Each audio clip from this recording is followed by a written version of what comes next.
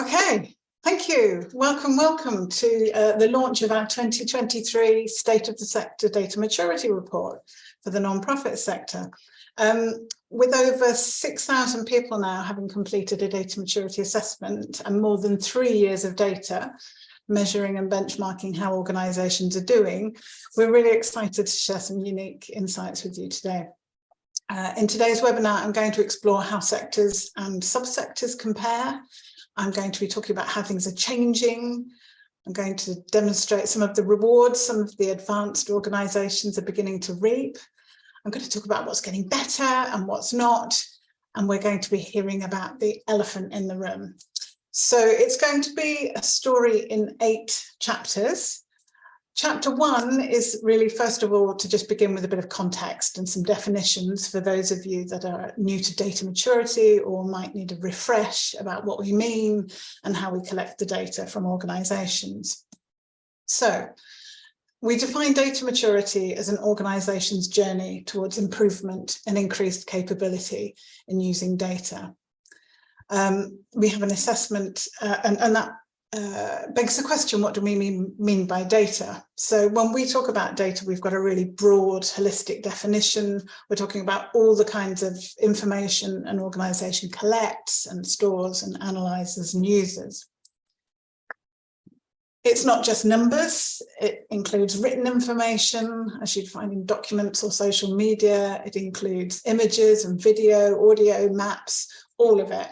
And because it's in almost everybody's job, in every service and every department all over an organisation, and because it's so pervasive and so broad, it's really helpful to have a structure to help understand and frame it.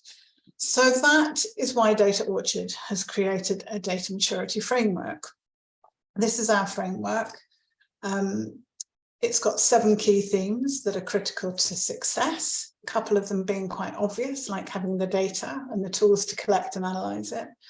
2 of them, uses and analysis, are very much about purposes. In other words, what you use data for and the ways you explore and make sense of it.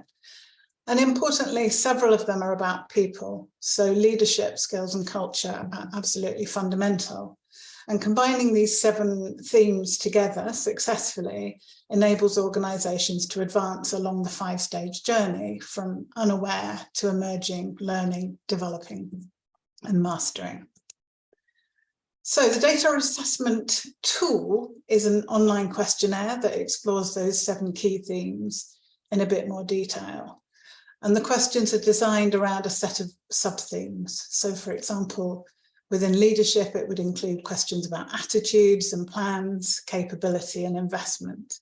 And in fact, the assessment collects over 100 data points relating to data maturity. So it provides a really rich picture of data maturity across these themes.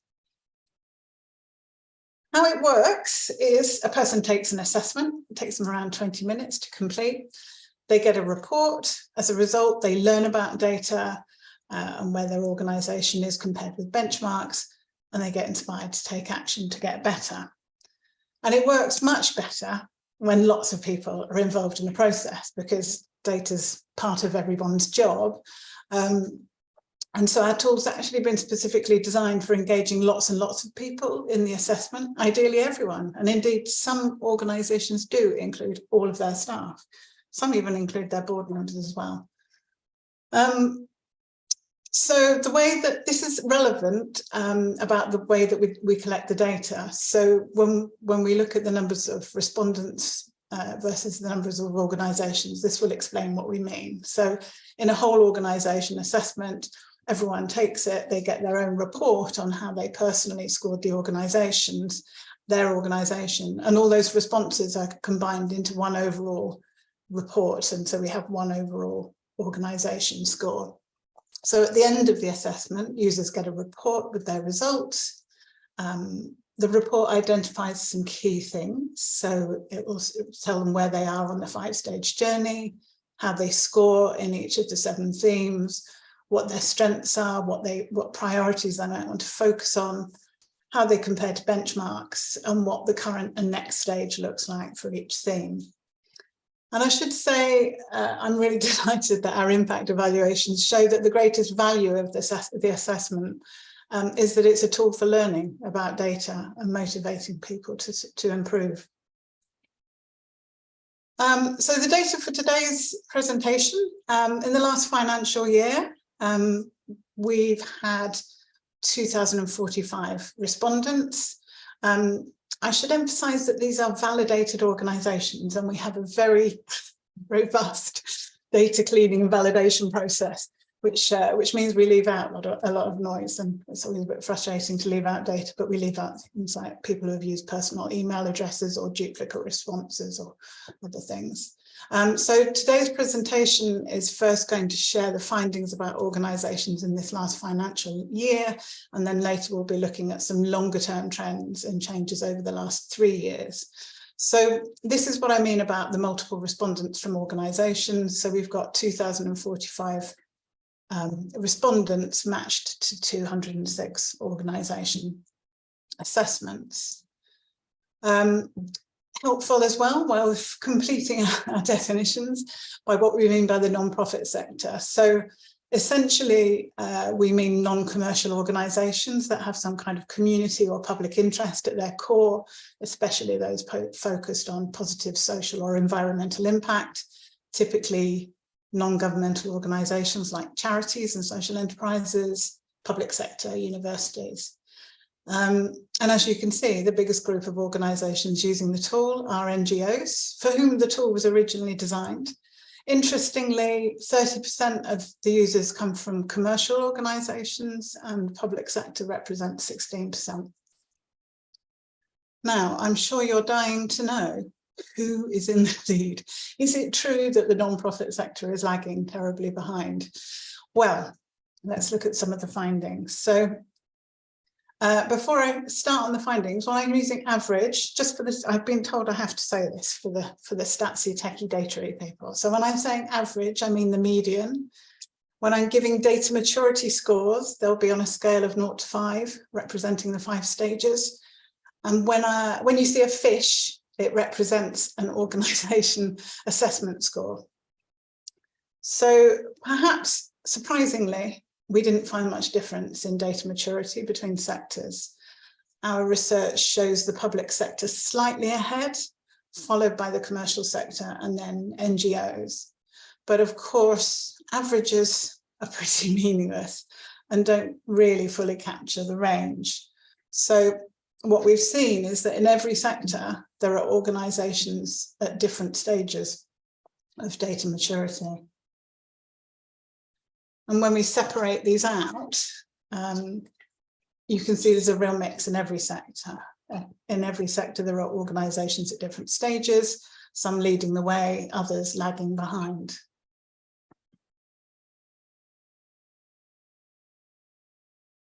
Now, if we strip out the commercial organisations and focus on those 145 non-profits for that year, the headline finding is quite mixed. Most are at the learning and early developing stage. On average, the score is 2.9.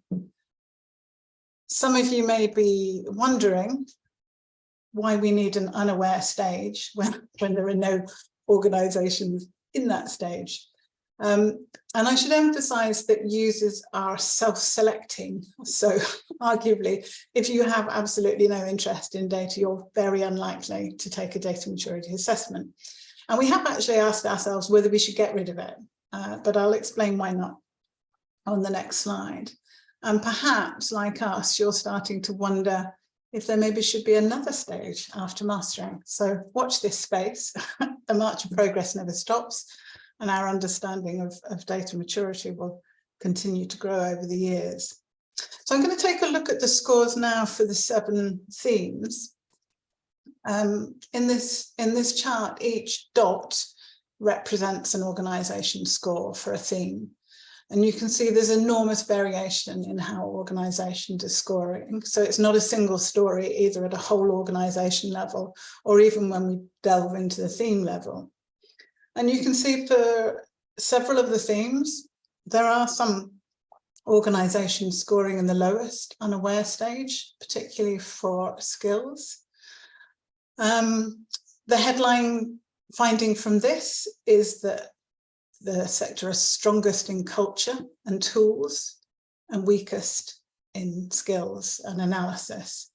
So I'm going to start by looking at those two highest scorers themes in a little bit more detail. Firstly, with culture.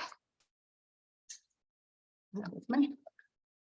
So culture was our top scoring theme, as it has been almost all the way through. I think it has, in fact, it has been. I can emphatically say culture has always scored top. As a reminder, our questions around culture explore team approach, self-questioning, openness and protection. And there are some real positives here, especially around openness. So on this chart, you can see some examples of data sharing. I would say one of the things I most admire, and perhaps I'm most proud of about the non-profit sector, is there's a really good culture of collaboration and data sharing. And we see that a lot between different organisations in particular subsectors. So homelessness, poverty, domestic violence. There are all kinds of collaborations, often shared measures and benchmarks within those. There's quite a lot of publishing of data and quite a lot of data sharing with clients and beneficiaries. So around half are giving data back to those from whom they collect it and sharing back, which is a really positive and well-known type of form of good practice in the sector and in research. Some very interesting response, on the other hand, around self-questioning. I have heard anecdotally that there can be a tendency in some leadership cultures to look for data to confirm what you already believe or what you want the data to say. So when it comes to the question about using data internally to ask difficult questions and challenge practices, there's a much greater tendency to disagree that people are comfortable with this than there is to agree. So 43% tend to disagree, 26% tend to agree. Now, our sector is sometimes known for its passion and its belief in doing good, or perhaps its sense of public duty or social good. But across the non-profit sector, there's a notorious lack of evaluation or robust evaluation of policies and practices and their impact. Although I'm really delighted this is increasingly under the spotlight, but across all sectors, public sector as well, this is an issue. So what was interesting, and I know I said I wasn't going to talk about the commercial sector anymore, but we couldn't help ourselves. And the pattern in response to this question actually goes the opposite way for the commercial sector. So thoughts and hunches and responses, please, in the chat to that finding. I'm going to move on to tools next, which was our second highest ranking theme. In fact, tools has leapt from 4th ranking to 2nd ranking. This theme explores 5 sub-themes: collection, storage, organising and managing, analysis and reporting, and integration and architecture. And it's good that there are no organisations in unaware for tools, and actually hardly any in emerging. And I would say we do live in the digital age after all, so that could well be a factor. But there's also been, in the last few years, partly stimulated by and following from the pandemic, an enormous thrust of support, I suppose, around digital transformation and a lot of investment in digital tools and digitisation. So perhaps that explains the growth in this area. I should point out, though, that even though this is the 2nd highest scoring theme, it's not really looking that brilliant. Less than half actually think they've got any good tools for anything, although they do better on collecting and storing kinds of tools. Less great on the tools for analysing, this 1/3 down. Delving in there a bit, We're finding that still spreadsheets are everywhere for analysing and reporting. 78% say they use spreadsheets for analysing and reporting on data. Databases and CRM systems, just over half use those, but more specialist tools like the kind of coding or mapping kinds of data science tools and things are only used by around 15%, and that's been pretty steady over the last few years. When it comes to tools for reporting and automated reporting, I will say there's a lot of dashboard building going on among the range of tools, and business intelligence and dashboards are now being used by around 1/3 of organizations. And then finally, the bottom on the list around the joining and relating of data. Big challenges here around linking data. Less than 1/4 here say they've got good tools for this, and I suspect the world of data engineering and architecture has yet to play its part in the world of tools in most nonprofits. So that's the end of chapter 2. Time for chapter 3, the longer lens look. I'm going to expand the data set now to 3 years. I feel this perhaps is going to be more helpful in exploring some of the challenges and gives us a bigger data set to look at. We've got quite a rich resource now around the kinds of people and organisations that have taken assessments. So for the rest of this presentation, I'm going to focus on the non-profit organisations, 387 of them, just under 5,000 respondents. So we're excluding any assessments prior to April 2020 and excluding the commercial organisations. So it's great to be able to finally share this longer term analysis. At an overall level, you can see there's been a slight and gradual improvement over the years. In 2021, the average was 2.7. Last year it was 2.8. This year it's 2.9. So it's not high speed, but it is showing progress. And what's more interesting is if we look at this shift that's happening beneath the averages, because what we're seeing is that there's been a decrease in the number of organisations in the emerging stage. Back in 2020, 21% of organisations were in the emerging stage, whereas in this latest year, only 11%. And meanwhile, the number in the developing stages has increased from 28% to 40%. And even these tiny numbers in the mastering stages are beginning to edge up. So there has been a shift, moving more into the late learning and early developing stages.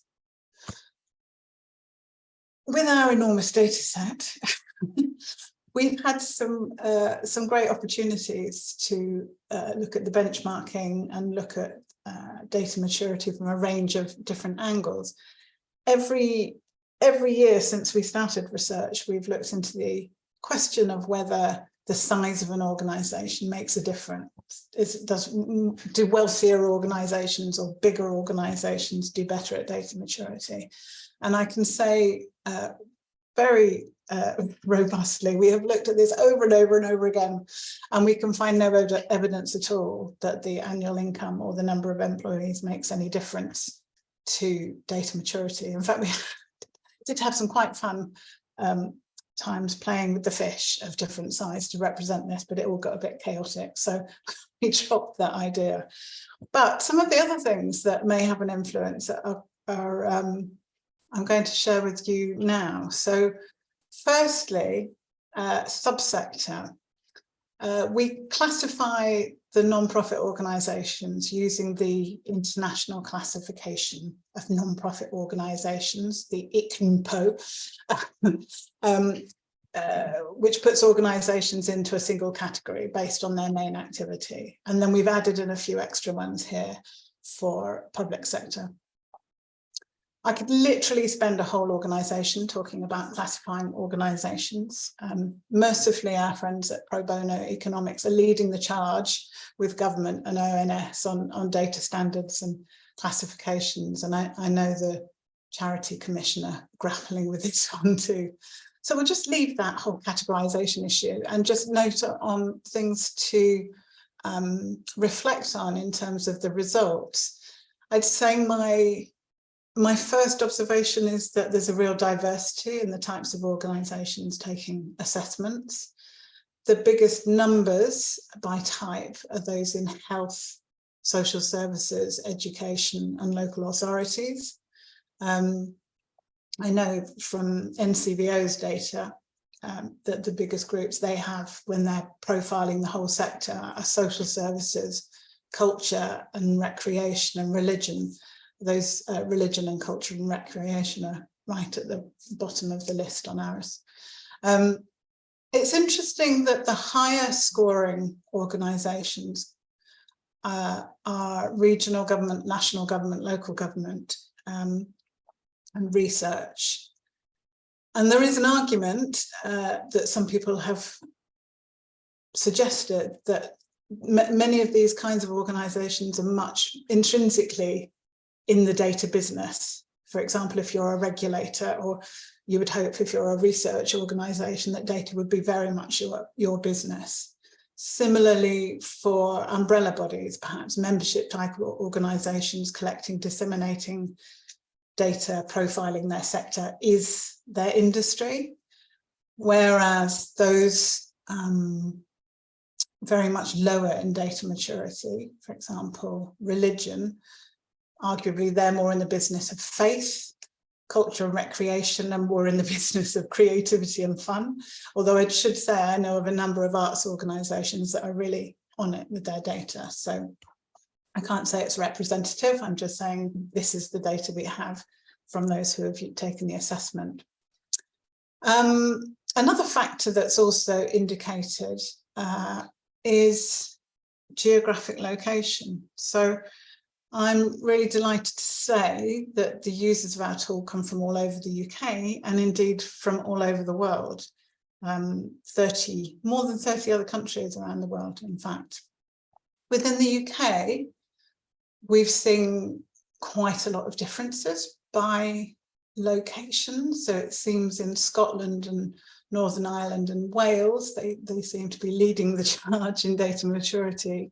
Meanwhile, at the other end of the spectrum, east of England and the East Midlands are scoring considerably lower.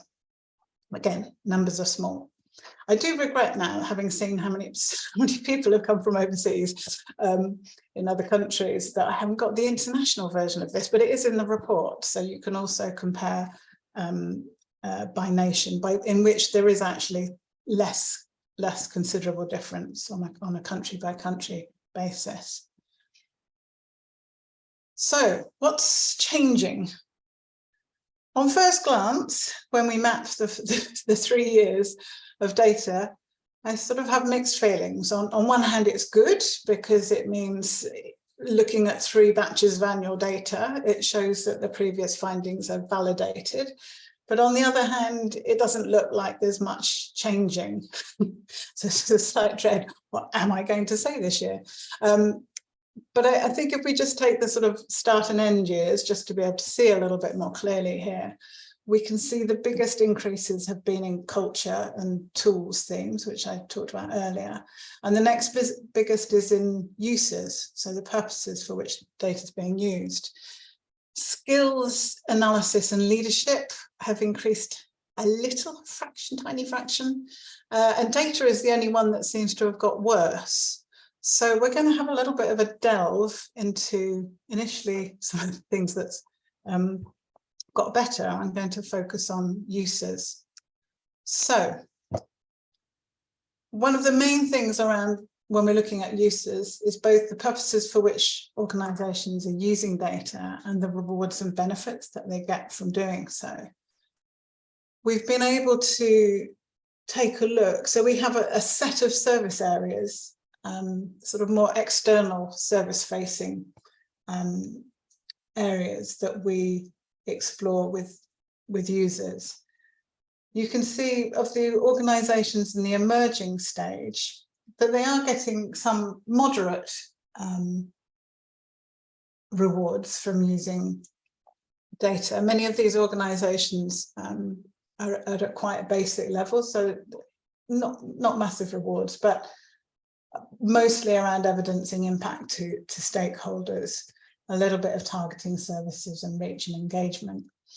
And we've been mapping how much time average staff time, and those organisations tell us on average that their staff spend 52% of their time working with data.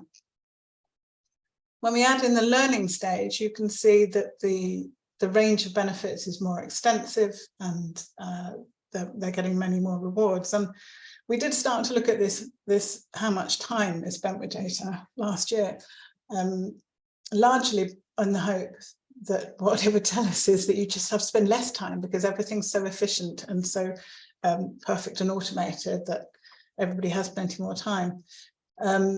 We're still watching and seeing on this. In the developing stage, again, we're seeing much more extensive rewards across a wider range of areas, ranging from evidencing needs and impact, targeting and communicating with clients, service design and delivery, and more so in this, you can see the client and environment or environmental outcomes. Depends what kind of organisation it is. So it could be that you work with people, could be that you work with environments. And you can see, although the numbers are small, I should emphasise, only 10 organisations so far have gone into the mastering stage, but you can see very, very much more rich rewards for them. And a little bit more effort for sure, 63%. So overall, with more organisations in the advanced developing and mastering stages, you can see the rewards are being seen more widely, and in relation to services, improving their ability to evidence impact and needs, target and communicate, design and deliver better services and products. We actually have another whole slide. I'm not going to show it you. I'm going to put it through you through it today. But in the report, there's another slide where we look internally at organisations. And in those cases, organisations are benefiting mostly from increased levels of knowledge and expertise, better strategic planning and decision-making, and improved impact. And many are also seeing increased income and efficiency alongside that. Chapter 5 was getting worse. It's a bit disappointing, but I believe this is quite a common thing in impact measurement. We see it a lot, where things can get worse before they get better. We hope they'll get better again. So this is a bit of a hectic chart. I better talk you through it. What we're looking at here, we have a question that asks respondents the extent to which they agree that their data is complete, accurate, and where necessary, kept up to date. In 2020, just 7% strongly agreed, and a further 24% somewhat agreed. The following year, it's kind of reduced. This year, it's reduced again. And meanwhile, when we look at the extent to which people disagree, this has gone down from 44%, combining all the disagrees. Sorry, gone up. The disagreement's gone up from 44% to 58%. So there's a lot of disparity of opinion on this. It's possible that poor data quality may be growing, or there may be more poor quality data, which could be a good reason why leaders quite rightly might struggle to see the value. But another theory could be that this represents an increasing awareness about the data quality issue itself. There are a couple of other areas where we're seeing this sort of reverse. Another one is in elevated concerns about security threats. Again, this could indicate an increased awareness of the issue, or indeed that the threat itself is ever increasing, and we know for sure that is the case. So again, there's much less confidence about the security of data being held on paper, computers and other devices over time. And finally, in the list of things that are getting worse. Lack of data literacy. Again, here, when you look at on the left-hand side at these strongly agrees and somewhat agrees, back in 2020, it was 23% if you combine those two categories. It's still 23% now. So there's not been much shift in people agreeing that their staff are data literate. What's more interesting is looking at the other side, which is the extent to which people disagree, which seems to have gone up quite a lot, another 10% there. So perhaps, again, people are more aware of the need for data literacy among their staff, or it could be that staff have got worse in terms of their data literacy.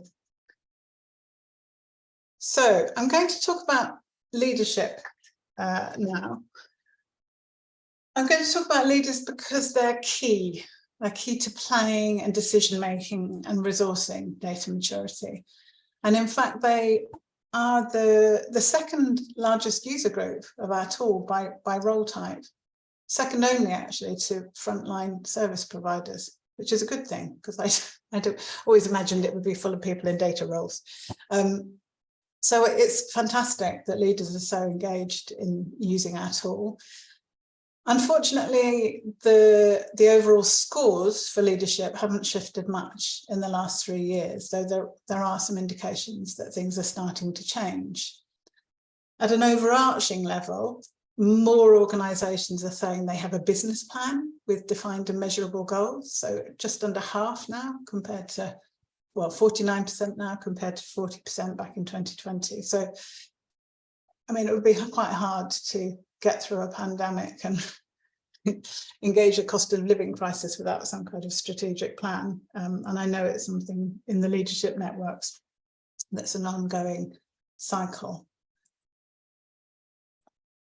More organisations are telling us that they've got data and analytics expertise amongst their leadership. Not massive. I mean, it's still only 30%, tending to agree this year compared to 22% a couple of years ago. At the same time, much with the data literacy thing, there's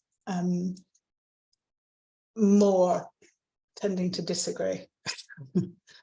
On the whole, it's still the case that most organisations say leadership don't see the value of data, though attitudes appear to be shifting slightly. There's a small increase in the proportion that say leaders are actively harnessing the value from the data, but those that are really at the forefront and are really using data to improve what the organisation does and plan and prioritise data as a vital resource, it's a pretty steady 8% over the last 3 years. Now, some people might argue that there is never enough investment in data. I've got that Greatest Showman song going through my head, never enough. But it does depend on whether in your role you're the person who has to find the money or you're the person who has to spend the money. And depending on which of those roles you're in, you might have a slightly different perspective.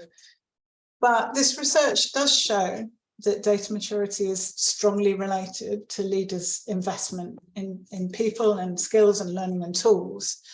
And while arguably enough investment depends a lot, as I say, on whether you're responsible for that resource, the results do show clear differences in organisations at different stages of maturity. So certainly those in the developing and mastering stages are far more likely to agree and strongly agree that leaders invest enough. So chapter 7, nearing the end now.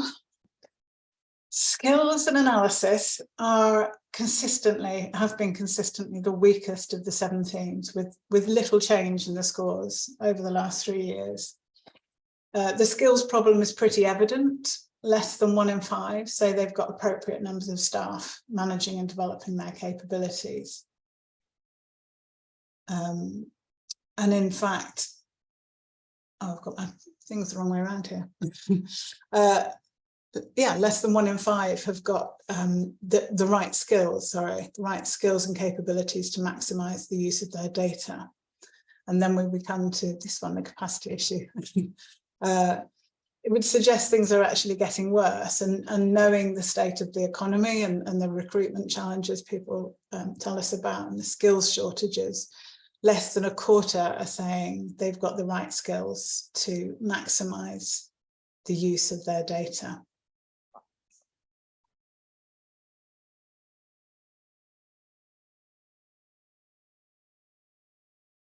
I've got that mixed up again.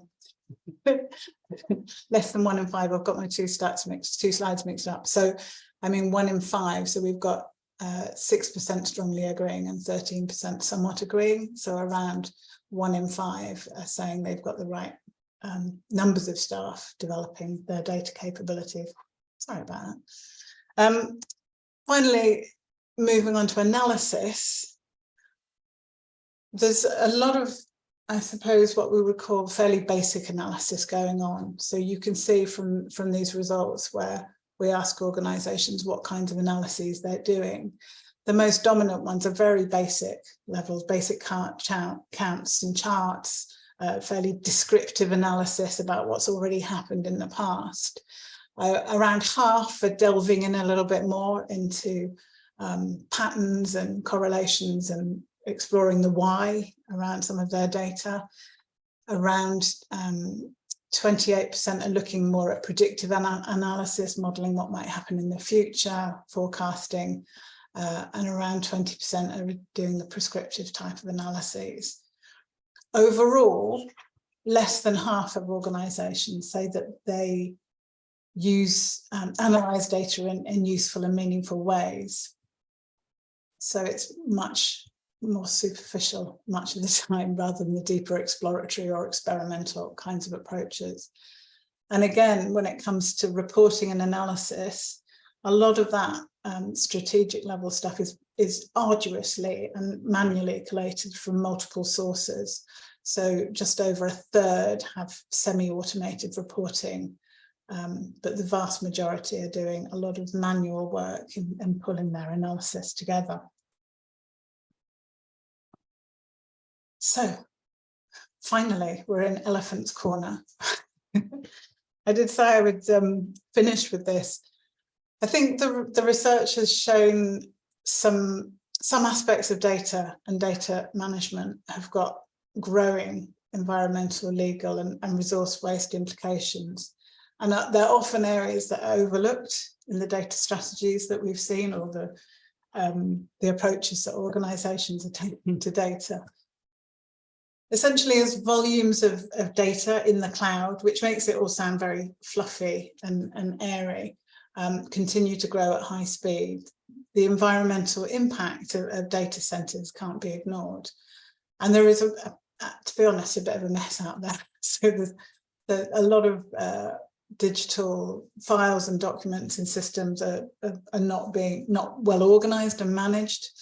And there's the issue of paper-based data collection and storage is quite an interesting one. We've been really shocked about this because it's in every sector as well. I mean, it has rapidly reduced. Back in 2021, half of organisations were saying that they use paper questionnaires and forms moderately or extensively, and that has dropped to 31%. But overall, the picture is not so much about fluffy clouds, it's more like unstructured swamps, mountains and of data that's not being deleted or organised.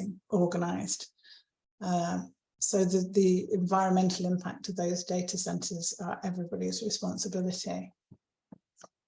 Allied to that, but slightly off to the side, in the world of organising and managing data and the housekeeping problem, only 40% say that they delete data about identifiable individuals that's no longer necessary. Some of you may recognise this question. It's actually linked directly to the principles of the 2018 Data Protection Act. So there are legal implications of this, although I've not heard anyone specifically being investigated for this area. But it does seem, given that there's such a sort of a problem with this tail end of the data life cycle, it does seem it receives very little attention in the world of data. And then staff effort, the final elephant in the corner. We wonder how much staff time is spent looking for stuff, asking for stuff, waiting for stuff. I wonder whether there's something better they could be doing with their time. But aligned with the fact that salaries are usually among the highest areas of expenditure for non-profit organisations, and given that organisations in the research say that more than half of their staff's time is spent working with data, there's a sense in which were data to be more easily available and accessible when they need it, there would be much time saving and much to be gained for the efficiency and effectiveness of organisations. So when we're talking about efficiencies, there's more to it than the reproducible analytics pipelines and the interactive dashboards. So there's also a lot to be gained from good data management, good governance, and basic housekeeping, really. So that brings me to the end of my summary of the report. You can read the report here online. I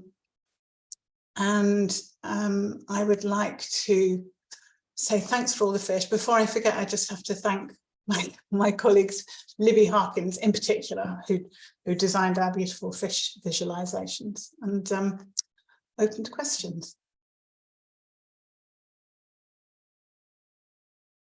So I have 5 ways you can help us with non-profit data maturity. Firstly, it costs us between £50,000 and £80,000 a year to maintain the hosting and the security and protection of the platform and do all this data cleaning and investment in renewing the tool.